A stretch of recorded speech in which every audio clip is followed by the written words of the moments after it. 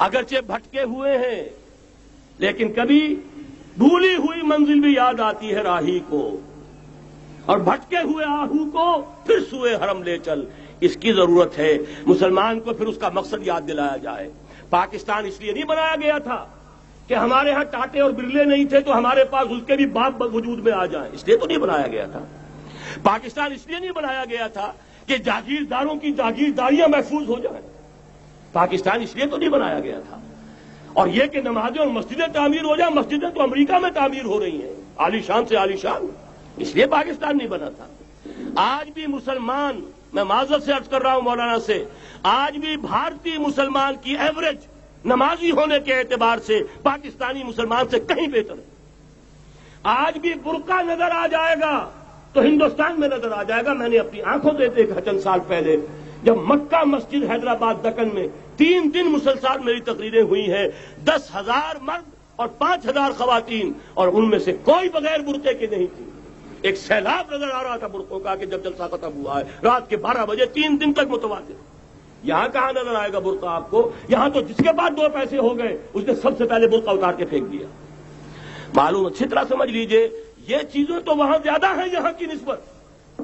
اصل ضرورت تھی کہ یہاں اس نظام کو قائم کیا جائے، وہ نظام عدل اجتماعی، وہ جس میں حریت ہو، جس میں عام آدمی بھی خلیفہ وقت کو ٹوک سکے۔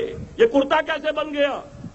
ایک خاتون بھی کھڑی ہو کر دامن پکڑ لے، عمر تمہیں کیا حق ہے کہ ہمارے مہر کے اوپر پابندی لگا رہے ہو، جبکہ اللہ نے نہیں لگائی۔ اللہ قرآن میں قنطارہ کا لفظ استعمال کر رہا ہے۔ ڈھیروں سونا دے دے کوئی شخص اپنی بیوی کو مہر کے اندر، طلاق دیتے وقت اس میں سے کچھ نہیں لے سکتا، آپ کون ہوتے ہیں ہمارے حق کے اوپر پابندی لگانے والے؟ اور عمر نے کہا آج ایک بڑھیا نے اب عمر کو دین سکھایا، آرڈیننس واپس۔ حضرت سعد بن ابی وقاص رضی اللہ تعالی عنہ جو فاتح ایران تھے، وہ گورنر ایسے ہی نہیں بن گئے تھے ریوڑیاں بٹی ہو اور گورنر ہی مل گئی ہو، وہ تو خود فاتح تھے ایران کے، اس لیے گورنر تھے۔ صرف ایک پرچہ پہنچا ہے بارگاہ خلافت میں، حضرت عمر فاروق کے پاس انفارمیشن آئی سعد نے اپنے گھر کے باہر ڈیوڑی بنا لی ہے اور ایک دربان کھڑا کر دیا ہے۔ حضرت بلال کو بھیجا ہے رقعہ دے کر، اور یہ حکم تھا کہ بلال پہلے تو جاتے ہی ڈیوڑی میں آگ لگا دینا، پھر یہ رقعہ دینا میرا۔ اور رقعے میں لکھا ہوا تھا اے سعد، لوگوں کو ان کی ماں نے آزاد جانا تھا، تم نے انہیں اپنا غلام کب سے بنا لیا ہے؟ یہ دربان کھڑے کر دیا اپنے آگے۔ وہ حریت، وہ مساوات کہ جا رہا ہو خلیفہ وقت اور چارج لینے جا رہا ہے بیت المقدس کا، کوئی ذاتی علاج کے لیے نہیں جا رہا، سیر و سیاحت کے لیے نہیں جا رہا، چارج لینے کے لیے بالکل سرکاری وزٹ ہے، آفیشل وزٹ ہے، اسٹیٹ وزٹ ہے۔ اور حال کیا ہے؟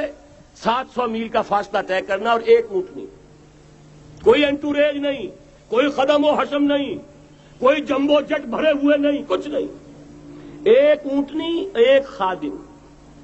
اس ایک اونٹنی پر چونکہ راستے کا راشن بھی ہے لہذا 2 آدمی نہیں بیٹھ سکتے، ایک بیٹھ سکتا ہے۔ ایک منزل خلیفہ وقت بیٹھا ہوا ہے اوپر اور خادم نکیل پکڑ کر چل رہا ہے، اگلی منزل خادم اوپر بیٹھا ہے اور خلیفہ وقت عمر بن الخطاب رضی اللہ تعالی عنہ اور وہ آگے آگے نکیل پکڑ کر چل رہے ہیں۔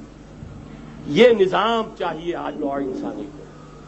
اس کے انتظار میں، اس کی تلاش میں نوع انسانی نے کتنے تجربے کر لیے، کیسی چھلانگیں لگائیں، ملوکیت ختم کی، آسمان سے گرا کھجور میں اٹکا، جمہوریت آئی نام نہاد، لیکن وہ سرمایہ دارانہ نظام بن کر آگے سے بڑھ کر لعنت بن گئی۔ پہلے جاگیردار مسلط تھا، اب سرمایہ دار اور کارخانے دار مسلط ہو گیا۔ اس سے نکلنے کے لیے زور لگایا، کمیونزم کی طرف گئے، چھلانگ لگائی، اب ایک پارٹی ڈکٹیٹر بن کر بیٹھ گئی۔ انسان رست از یک بنتا افتاد در بندے دیگر، ایک چیز سے غلامی سے نجات پاتا ہے دوسری میں پھنس جاتا ہے۔ اور کیوں؟ کہ وہ نظام عدل اجتماعی جو محمد عربی کو دے کر بھیجا گیا تھا، اس کے کسٹوڈین سوئے ہوئے، اس کے کسٹوڈینز کو اندازہ ہی نہیں۔ یہ نسخہ تو ہمارے پاس تھا، ہمیں عمل کرنا تھا اور دنیا کے سامنے پیش کرنا تھا۔ پاکستان بنایا اس لیے گیا تھا کہ ہم اس کا ایک نمونہ دنیا کے سامنے پیش کریں گے۔ قائد اعظم نے فرمایا تھا کہ ہم یہ چاہتے ہیں کہ پاکستان کی صورت میں عہد حاضر میں اسلام کے اصول حریت و اخوت و مساوات کا ایک نمونہ قائم کر کے دکھائیں۔ کہاں ہے وہ؟ بھٹک گئے، سو گئے۔ بہرحال اب بھی وقت ہے، جب تک سانس تب تک آس۔ میرے عزیز نے تو ڈرایا ہے اور صحیح ڈرایا ہے۔ اللہ تعالیٰ نے 25 برس انتظار کیا تھا، پہلے عذاب کا کوڑا پھر مارا ہماری پیٹھ پر۔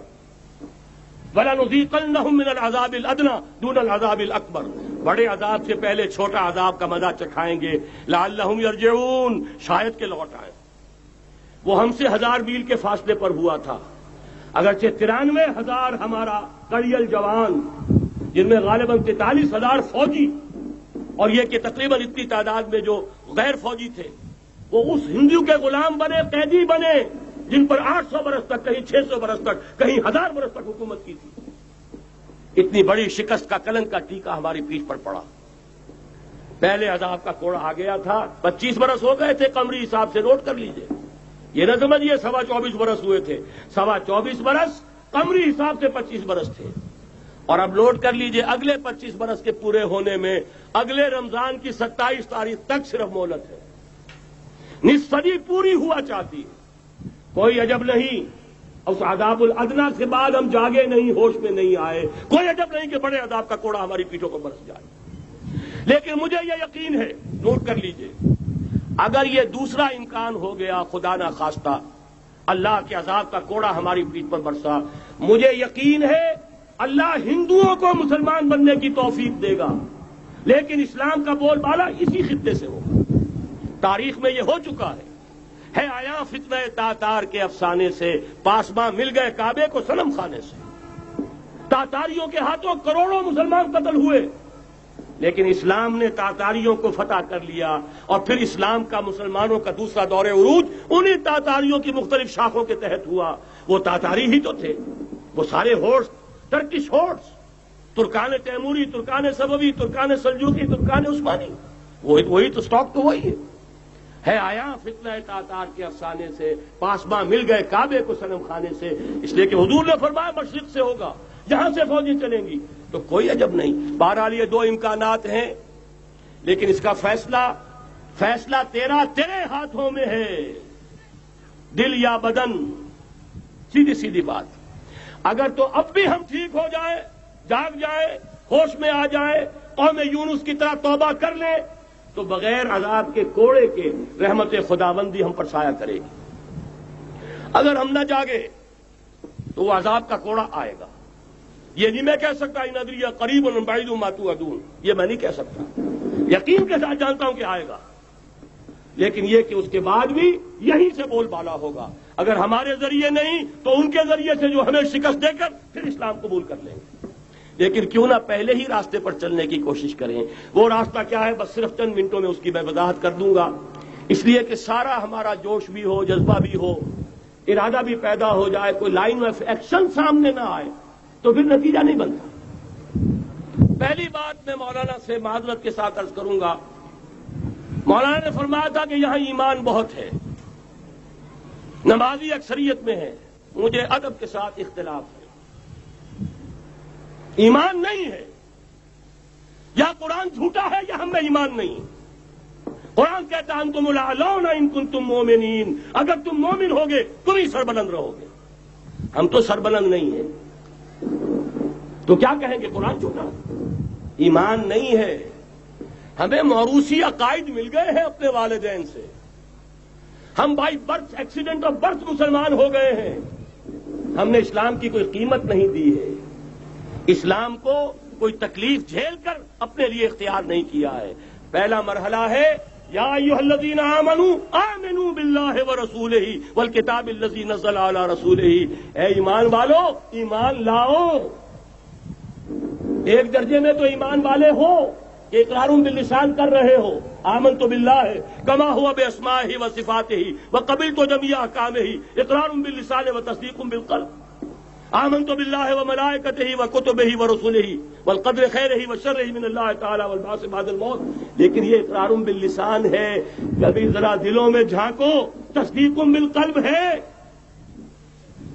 تصدیق بالقلب ہو جائے تو زندگی کا نقشہ بدل جائے گا، سوچ بدل جائے گی، ترجیحات بدل جائیں گی۔